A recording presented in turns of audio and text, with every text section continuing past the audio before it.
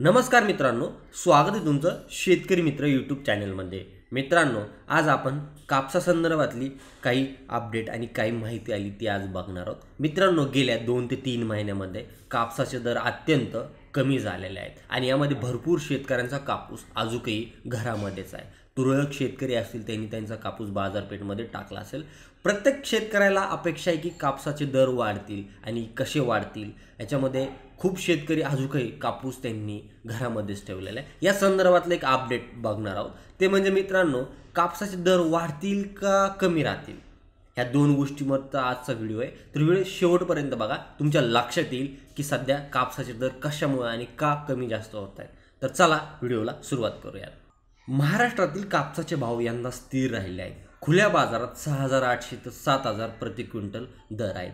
गेल्या वर्षाच्या तुलनेत हे प्रमाण खूपच कमी आहे। जेव्हा कापूस 10,000 प्रति क्विंटल दराने विकला जात होता, तज्ञांच्या मते विविध कारणामुळे किमतीवर दबाव आला आहे।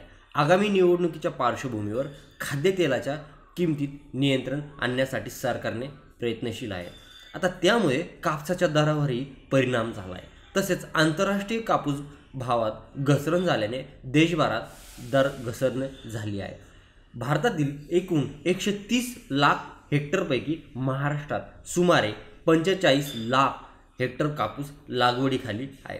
राज्य सरकारने कापसासाठी प्रति क्विंटल 7,020 रुपये किमान आधारभूत किंमत MSP जाहीर केली आहे, पण बाजारातील दर MSP पेक्षा कमी आहेत। यंदा फारशी खरेदी केंद्र सुरू झालेली नाही। भारतीय कॉटन कॉर्पोरेशन ऑफ इंडिया म्हणजेच CCI मर्यादित केंद्र चालवत आहे, तर फेडरेशन अद्याप सुरू व्हायचे आहे। त्यामुळे शेतकऱ्यांना खुल्या बाजारात कमी दराने विक्री करावी लागत आहे। वस्त्रोद्योगातील घटलेल्या मागणीमुळे कापसाच्या किमतीवरही ताण आला आहे। कापडात सिंथेटिक फायबरचा वापर वाढल्याने नैसर्गिक कापसाची मागणी घटली आहे। येत्या काही महिन्यात दर कमी राहतील असे तज्ञांचे मत आहे। आता आंतरराष्ट्रीय किंमत सतत कमकुवत राहिल्याने मोठी पुनर्प्राप्ती अपेक्षित नाही। खाद्यतेलावरील सरकारच्या नियंत्रणाचाही थेट परिणाम कापसाच्या दरावर होत आहे। एकूणच महाराष्ट्रातील कापूस उत्पादक शेतकऱ्यांना यावर्षी त्यांच्या उत्पादनाला माफक दर मिळण्याची शक्यता आहे। नजीकच्या भविष्यात कमीत रेंज बाउंड आणि MSPच्या खाली राहण्याची अपेक्षा आहे। तर मित्रांनो, हे होतं कापसाबद्दलचं अपडेट कसं वाटलं कमेंट करून नक्की कळवा।